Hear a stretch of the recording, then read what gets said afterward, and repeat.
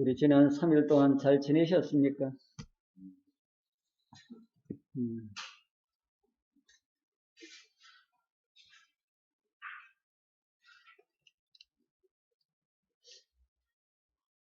앞으로는 아이들을 위주로 좀 해야 되겠다 하는 그런 생각이 좀 드네요. 오늘 또 내용이 좀 딱딱한 내용이라서 내가 아이들한테 그래도 조금 흥미가 가는 그런 언어를 좀 사용해 보도록 하겠습니다. 우리 하나님 말씀 잠언 8장 30절에 있는 말씀 우리 함께 보겠습니다. 구약 성경 잠언 시편 다음이죠. 시편 다음에 잠언 8장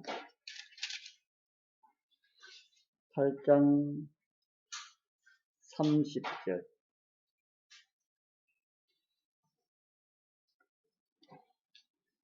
다 찾으셨으면 같이 한번 읽어보겠습니다. 내가 그 곁에 있어서 창조자가 되어 날마다 그의 기뻐하시는 바가 되었으며 항상 그 앞에서 즐거워하였으며.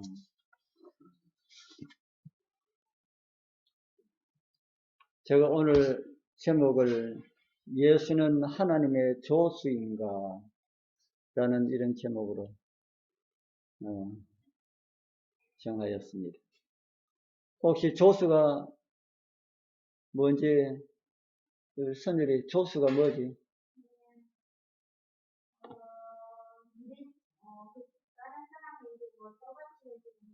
아이고, 다른 사람 일을 떠받들어서 도와주는 사람. 예수님이 하나님의 조수일까? 이런 내용이 성경에 있습니까? 오늘 이제 그런 내용을 좀 있으면 이제 보게 될 겁니다. 사단은 멸망받을 때까지 예수님의 신성을 공격하는 일을 포기하지 않을 것입니다. 그처럼 그의 대리자들도 깨닫고 회개하지 않는 한 끝까지 포기하지 않을 것이다. 오늘 잠언 8장 30절 뿐 아니라 8장 22절에서 30절까지 보면은 예수님의 신성을 공격하는 사람들한테 아주 좋은 그런 내용들이 참 많이 나옵니다. 빨간 글만 읽어보면은 여호와께서 그 조화의 시작 태초에 일하기 전에 나를 가지셨으며, 나를 누굴까요? 나를 가지셨다 이렇게 말하는 나는 누굴까요? 예수님이라고 일단 이해를 하고요. 그러고 보면은 들이 있기 전에 내가 이미 났으며, 언덕이 생기기 전에 내가 이미 났으며, 내가 이미 났다라고 하는 말은 우리 지난번에 우리 그 비싼 말씀을 보았지요. 이미 났다라고 하는 말은 무슨 말을 우리에게 가르쳐 준다고는 생각이 듭니까? 이미 났다. 없는데 났다. 선율이는 누구에게서 났어요? 엄마에게. 서준이도 엄마에게. 그처럼 여기 이미 났으며 그가 하늘을 지으시고 궁창을 해변에 두르실 때에 내가 거기 있었고, 그는 하나님이죠. 내가 거기 있었고, 하나님께서 하늘을 지으실 때 내가 거기 있었고, 내가 그 곁에 있어서 창조자가 되어서 날마다 그 기뻐하신 바 되었으며 항상 그 앞에서 즐거워하였고. 참 여기에 많은 문제점을 제시할 수 있는 그런 내용들이 참 이렇게 많이 있습니다.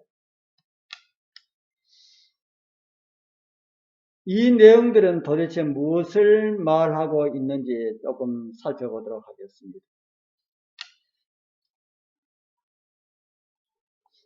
이미 나를 가지셨고 내가 낳았으며 라는 이 말씀이 있는 이 말씀을 공동 번역에는 그 사람들이 더 좋아하는 것으로 번역을 했습니다.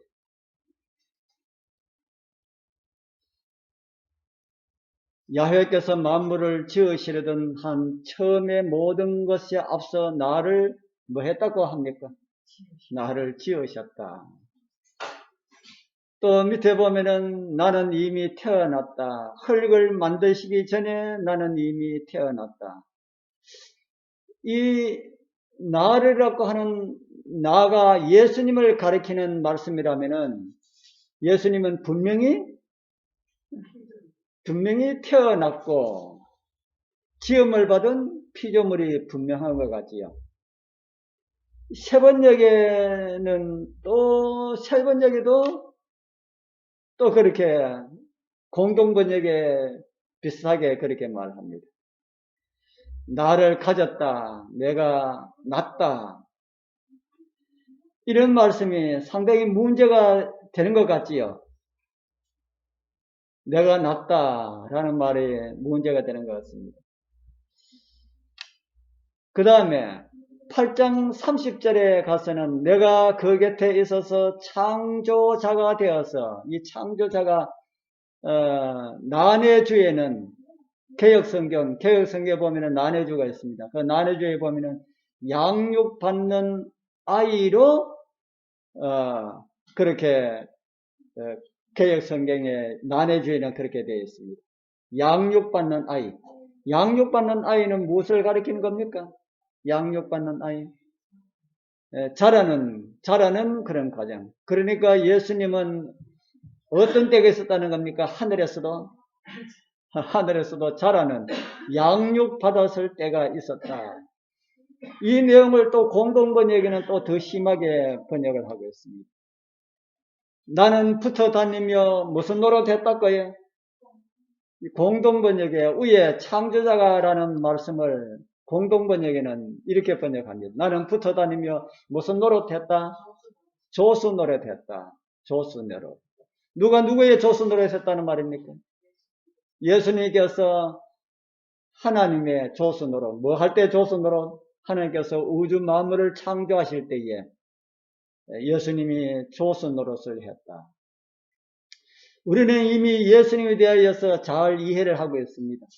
잘 이해를 하고 있지만은 이 말씀이 무슨 말씀인지 우리가 궁금함을 가지게 됩니다. 기록된 말씀대로라면은 태어나셨다라는 말씀이 되는데 정말 태어나신 분이신가? 라는 내용은 우리가 지난번에 살펴보았습니다. 창조주가 아니고 창조자일까? 양육받는 어린아이라고 하는 이런 때도 있었는가? 참 뭐라고 설명하시겠습니까?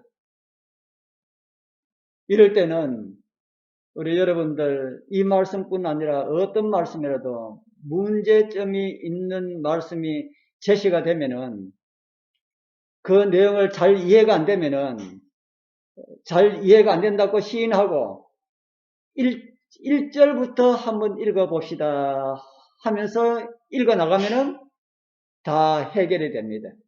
그러니까 잠언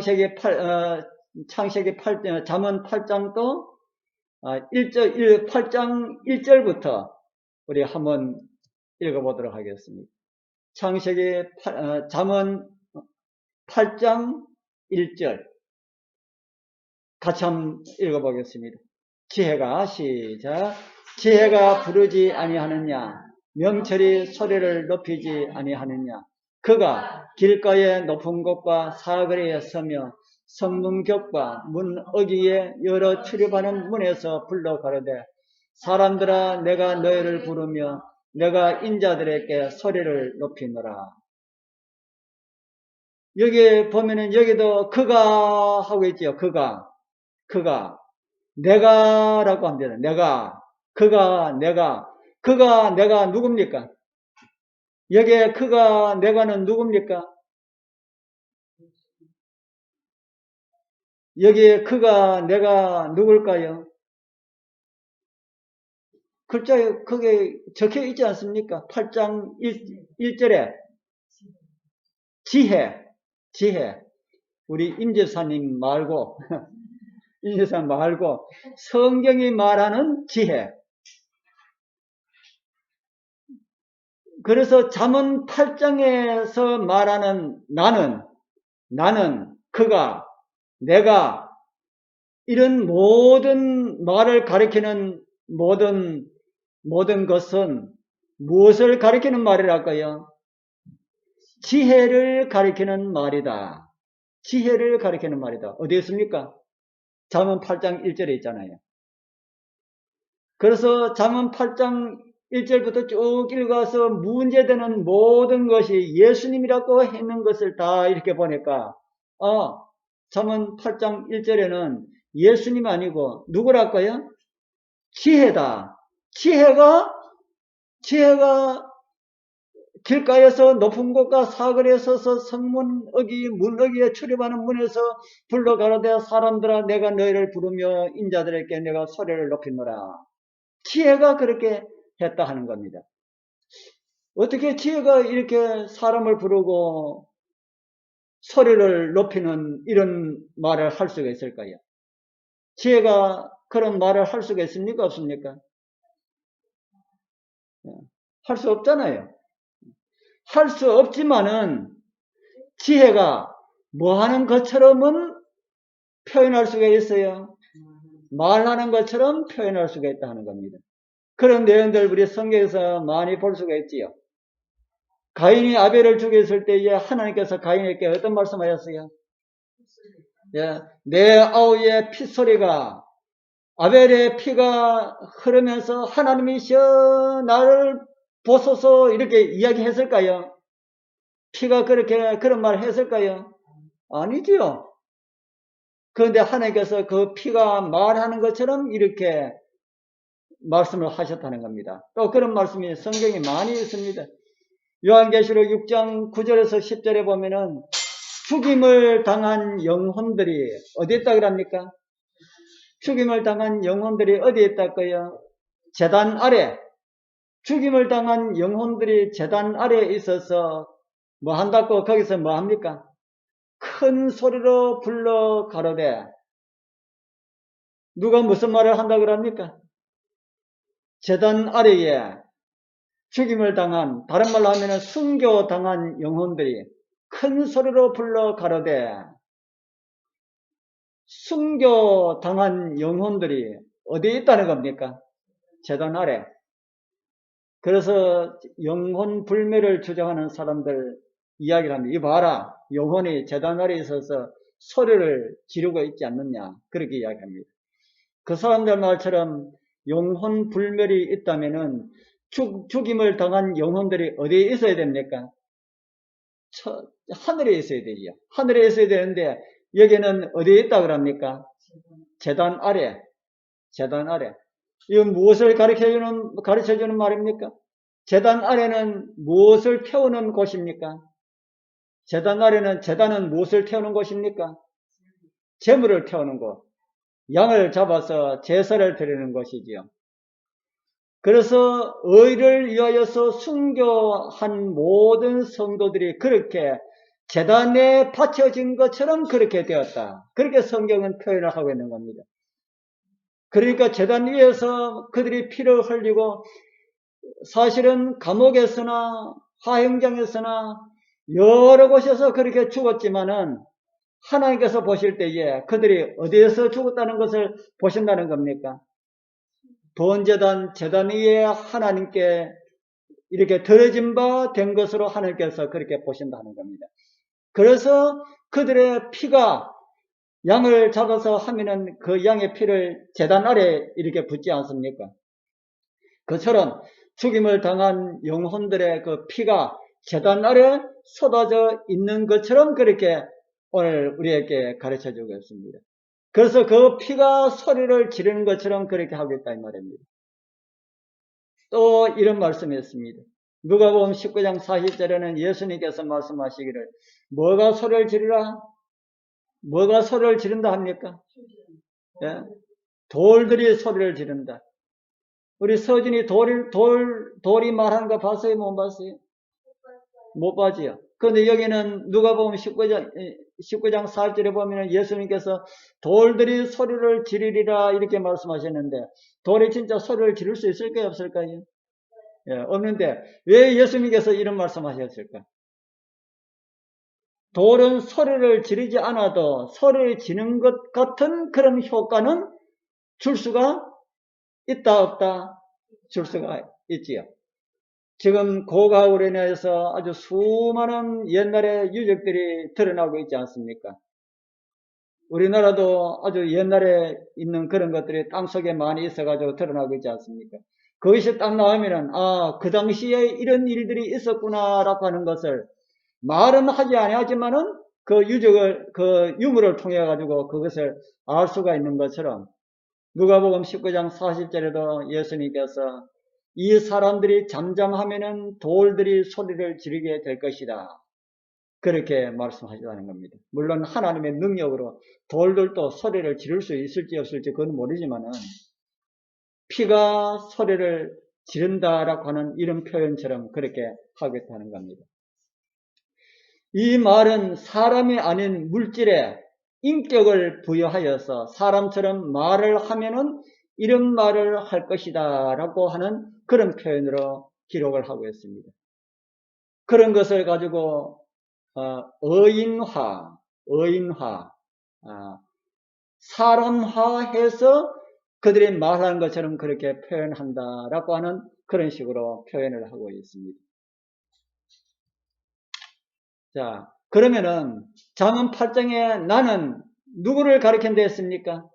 잠언 8장 1절부터 나오는 나는 누구를 가리키겠다까요? 예수님입니까? 지혜입니까? 지혜입니다. 그러면은 쭉 가서 예수님으로 상징된 그런 표현들이 많은데, 그러면은 지혜가 예수님이십니까? 예수님이 지혜입니까? 지혜가 예수님일까요? 예수님이 지혜다라고 하는 그 표현은 어떤 표현일까요? 자, 알 듯 하지만은 설명하기가 좀 그렇지요. 자, 하나님은 사랑이시다라는 말씀을 많이 하고 있지요. 많이 듣고 있고. 하나님은 사랑이시다라는 말은 맞는 말이지만은, 사랑이 하나님이다라는 말은 맞는 말입니까? 틀린 말입니까? 그건 틀린 말이죠. 사랑이 하나님이시다라는 말은 틀렸다는 겁니다. 하나님은 사랑이시다라는 말은 맞지만은 사랑이 하나님이시다라는 말은 틀렸다. 그거 왜 그렇습니까? 하나님은 사랑이시다라는 말은 무슨 말입니까? 하나님은 사랑의 성품을 가지고 계신 그런 분이시다라는 이런 표현이지요. 그러나 사랑이 하나님이시다라고 하는 이 말은 사랑 그 자체가 하나님이다라는 말이기 때문에 틀렸다 하는 겁니다. 지혜도 예수님이 지혜다라고 하는 것은 예수님이 지혜가 많으시다라는 이런 표현으로 할 수가 있지만은, 지혜가 예수님이다라고 하는 말은 틀린 말이죠. 우리가 그렇게 풀면은 이 잠언 8장도 아주 쉽게 풀릴 수가 있습니다. 그런데 그 지혜를 잠언 8장은 또 이렇게 말을 하고 있습니다. 아까 우리가 본 내용이지요. 양육받는 아이, 내가 그 곁에서 창조자가 되어서 날마다 그 기뻐하시는 바가 되었으며 라고 말하는데, 이거 보니까 영락 없이 예수님 같지 않습니까? 영락 없이 예수님 같지요. 지혜를 예수님처럼 그렇게 이야기를 하고 있다 하는 겁니다. 그러면은 창조는 누가 하셨습니까? 창조는 누가 하셨습니까? 하나님께서 하셨지요. 그런데 성경을 보니까 지혜가 창조 활동을 한 것처럼 기록된 성경 말씀이 있습니다. 지혜가. 시편 136편 5절에 보면은 지혜로 무엇을 만들었다 그럽니까? 지혜로 하늘을 지으셨다. 또 잠언 3장 19절에 보면 여호와께서 지혜로 땅을 세우셨다. 이런 말씀이 성경에 참 많이 있습니다. 지혜로 세계를 세우셨다. 하나님께서 지혜로 세상을 만드셨다라는 말입니다. 이해가 되는 말씀이지요. 이해가 잘 안 됩니까? 그처럼 말씀을 어느 곳에 적용을 시킬 때는 문제가 될 요소들이 많이 있습니다. 아까 말씀드린 것처럼 하나님은 사랑이시라 이렇게 말은 할 수가 있지만은 사랑이 하나님이시다 이렇게 해서는 안 되는 것처럼 그럴 경우가 있다 하는 것이지요. 고린도서 10장 4절에 보면은 예수님을 무엇으로 여기는 비유해서 우리에게 가르쳐 주고 있습니까? 반석. 예수님이 반석이시다. 예수님이 반석이시다라고 하는 이 표현은 예수님이 돌이라는 말입니까? 돌로 표현되었다는 말입니까? 예수님이 돌이라는 말씀이 아니고 예수님이 돌로 상징적으로 표현되었다라는 말씀이지요. 돌이 예수님이 아니시다 하는 것이죠. 곧 물을 반석으로 더 나오게 하여 마셨지만은 그것은 예수 그리스도를 통하여 마셨다라는 말씀으로 하기 위하여서 그 반석은 예수 그리스도시라고 그렇게 우리에게 가르쳐주고 있습니다. 이제 잠언에 있는 말씀을 다시 한 번 더 보고 좀 생각을 해보도록 하겠습니다. 창조자가 되어 그 말씀 때문에 많은 교회에서 이곳에 나오는 창조자는 예수 그리스도를 가리키는 말씀이라고 그렇게 이해를 하고 있습니다. 그러면 예수 그리스도를 창조자라고 하는 말에 어떤 문제가 있습니까? 창조자라고 하는 말에 어떤 문제가 있습니까? 없습니까? 아무 문제가 없는 것처럼 보이지요. 그런데 어떤 분들은 예수님은 창조자이시고 창조자가 있다면 또 뭐가 있다는 말이 되는 겁니까? 예, 그분들하고 많은 대화를 안 해보셨기 때문에 무엇을 주장하는지 이제 잘 모르시죠. 예, 그 사람들은 창조주를 이야기합니다. 하나님은 창조주이시고 예수님은 창조자이시다. 이렇게 주장을 합니다. 말씀의 본질을 잊어버리면 그렇게 나갈 수가 있다 하는 겁니다. 여기에 난해주에는 창조자를 양육받는 아이로 번역할 수 있다고 제가 말씀을 드렸습니다. 그리고 공동 번역에는 조수로 번역을 했다. 조수로 번역을 했다.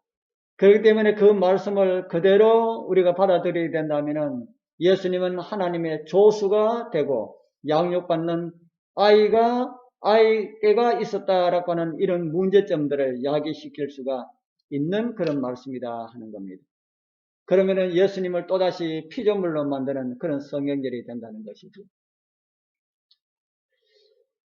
우리가 8장 1절에 있는 지혜를 생각한다면 아무런 문제가 되지 않습니다. 지혜를 의인화하여서 기록된 말씀이다. 그렇게 하면은 8장에 나오는 전 성경이 아무런 문제가 없이 다 이해할 수가 있다는 것이죠. 예수님을 지혜로 상징할 수는 있을지라도 지혜 자체가 예수님은 아니다. 맞습니까? 예, 지혜 자체는 예수님이 아니다. 그래서 이곳에 기록된 이 내용들이 다 실질적인 예수님을 가리킨다라고 그렇게 할 수가 없는 말씀이다 하는 겁니다. 자, 그러면은 예수님께서 양육받는 아이로 있었는지, 창조주로 계셨는지, 창조자로 계셨는지, 우리가 조금 살펴보도록 하겠습니다. 여기 나오는 이 내용이 이렇게 하는 것이 성경적인지, 그것을 좀 이해하도록 하기 위해서는 여기에 나오는 이 말, 창조자라고 하는 이 단어 있지 않습니까? 언어. 이 언어가 어떤 원어로 쓰여져 있는지 그것을 찾아가지고 다른 데는 어떻게 번역되어 있는지 이것을 좀 찾아보면 되는데, 여기에 나오는 이 창조자라고 하는 이 말은 히브리어로 아몬이라고 하는 말인데, 아몬. 성경 66권 가운데 오직 이곳 한 곳만 딱 써져있습니다. 성경 66권 가운데 아몬이라고 하는 말을 우리말로 번역한, 창조자라고 번역한 말은 여기에 한 곳에만 번역이 되었다 하는 겁니다. 한 곳에만 아몬이라고 하는 말이 한 곳에만 나온다 하는 겁니다. 그렇기 때문에 이 말이 무엇을 의미하는지 우리 잘 모르지 않습니까? 뭐 유명한 신학자가 이 글을 의미를, 히브리어 의미를 이제 분석을 해가지고 하면은 좀 더 잘 이해할 수 있을지 모르지만은 우리가 이해하기로는 참 힘든 그런 내용입니다. 그런데 이 아몬이라 히브리 우리 말도 그렇고요. 어떤 한 말은 그 말이 어디서 나왔는가라고 하는 것을 우리가 생각을 할 수가 있거든요. 그래서 이 아몬이라고 하는 말은 어디서 나오느냐 하면은 히브리어 아만에서 유래되었다라고 하는 그런 기록들이 있습니다. 그래서 이 아만이 성경을 통해서 아만이 어떻게 사용되었는지를 조금 몇 구절만 좀 찾아보도록 하겠습니다. 제일 첫 번째, 양육하다. 아까 우리 잠언 8장 30절에 있는 그 내용하고 비슷하지요. 그 양육받는 아이라고 그렇게 난해 주석에 있는 것처럼 양육하다라고도 번역되었습니다. 우리말로. 그 다음에 교육이라는 말로도 번역이 되었습니다. 충성이라고 하는 말로도 번역이 되었고요. 성실이라는 말로도 번역이 되었습니다. 확실하게라는 말로도 번역되었고, 신실하게라는 말로도 번역되었습니다. 여기 양육하다, 교육하다, 충성하다, 성실하다, 확실하다, 신실하다. 이 말을 가지고 조수라는 말이 여기에 나올 것 같습니까? 조수. 저는 이 원어의 이 글을 보면서 어떻게 여기서 조수라고 공동번역에 그렇게 번역을 하였는지 참 이해가 안 된다라고 하는 이런 생각이 듭니다. 이미 그렇게 번역되어 있기 때문에 우리는 그것을 인정을 해야 됩니다. 아몬이 양육받는 아이로 이렇게 번역을 할 수 있고, 창조주라고도 번역할 수가 있고, 창조자라고도 번역할 수 있고, 조수라고도 번역할 수가 있다. 일단 우리는 그렇게 인정을 해야 됩니다. 그건 그렇게 번역할 수 없는 거야. 이렇게 하면은 어떤 사람하고도 대화가 안 되기 때문에 그렇습니다. 그래서 이 말을 가지고 창조주라도 번역할 수 있고, 창조자라고도 번역할 수 있고, 양육받는 아이라고도 번역할 수가 있고, 조수로도 번역할 수가 있는데, 제가 이런 문제가 있으면은 어디서 답을 얻으라 그랬습니까? 저뿐 아니라 이 성경을 가르치는 많은 신학자들도 그렇게 이야기하고 있지요. 이런 문제가 있으면은 이 문제를 어디서 답을 얻으라 할까요? 다른 성경에서. 다른 성경은 그러면은 예수 그리스도를 어떻게 이야기하고 있느냐, 이걸 우리가 찾으면은 쉽게 우리는 이해를 할 수가 있습니다. 우리 성도님들은 이미 예수님에 대한 그 창조주와 창조자에 대한 그 이해를 다 하고 계시니까 제가 몇 말씀만 올립니다. 여기 이사야하고 욥은 만물을 몇 분이서 지었다고 합니까? 만물을 몇 분이 지었다고요? 홀로. 아직까지 누가 지었는지 모릅니다. 홀로. 어쨌든 간에 홀로. 여호와라고 하신 분 홀로 지으셨다. 자, 이제 신약 성경에 여기 홀로가 누구인지 신약 성경에 답이 나오지 않습니까? 만물이 그로 말미암아 그가 누굽니까? 신약 성경 요한복음 1장부터 나오는 그는 누구일까요? 요한은 예수님의 선제성을 이야기하면서 기록을 하고 있습니다. 만물이 예수 그리스도로 말미암아 지은 바 되었으니라는 그런 말씀입니다. 그러면은 구약 성경에 홀로 만물을 지으셨다라고 하면은 신약 성경의 요한복음 1장 3절에 의하면은 그 홀로가 누구라는 말입니까? 홀로가 누굽니까? 예수 그리스도시죠. 골로새에서도 또 같은 말씀이 있습니다. 만물이 그에게 창조되되 예수 그리스도가 창조하셨다고 그렇게 말씀을 하고 있습니다. 함께 한자 없이 홀로 창조하신 그분은 바로 누구시랄까요? 예수 그리스도이시다. 그렇기 때문에 구약에서 여호와로 알려지신 신약에 자기를 비우시고 여호와를 비우시고 오신 그 예수 그리스도께서 육신 하시기 전에 하늘에서 태초에 이 세상을 창조하셨다. 그렇게 우리는 이해를 하게 됩니다. 그러면은 가지셨다라는 말씀하고 나셨다라는 말씀은 어떤 말씀일까요? 가지셨다, 나셨다. 지혜를 의인화해서 기록된 말씀이라고 말씀을 드렸지요. 그러면 이 지혜가 언제부터 있었을까요? 지혜는 언제부터 있었을까요? 지혜도 하나님께서 만들었을까요? 그러면 지혜는 언제부터 있었을까요? 제 생각에는 지혜는 하나님께서 안 만들었고 하나님께서 영원 전부터 존재하시면서 하나님께서 가지고 계신 그런 것이 지혜라고 하는 저는 그런 생각을 합니다. 그처럼 예수 그리스도도 하나님에 의하여서 언제 만들어지신 것이 아니라 영원 전부터 함께 계신 그런 존재다. 그런 의미에서 지혜를 예수 그리스도로 의인화해서 그렇게 표현하지 않았을까 그렇게 이해를 할 수가 있습니다. 우리 지난번에 예수 그리스도께서 영원 전부터 하나님과 함께 하신 분이라는 사실을 우리가 다 나누었기 때문에 그런 내용 더 이상 언급을 하지 않겠습니다. 세 분이면서 몇 분으로 불려집니까? 예, 분명히 세 분이신데 한 분으로 불려지는 삼위일체. 삼위일체 아니면은 이해하기 힘든 그런 내용들이다. 그래서 삼위일체를 인정하지 않으면은 예수 그리스도를 피조물로 인정할 수밖에 없다 하는 겁니다. 그래서 삼위일체 인정하지 않는 분들이 거의 예수님의 신성에 대해서 공격하고 그럽니다.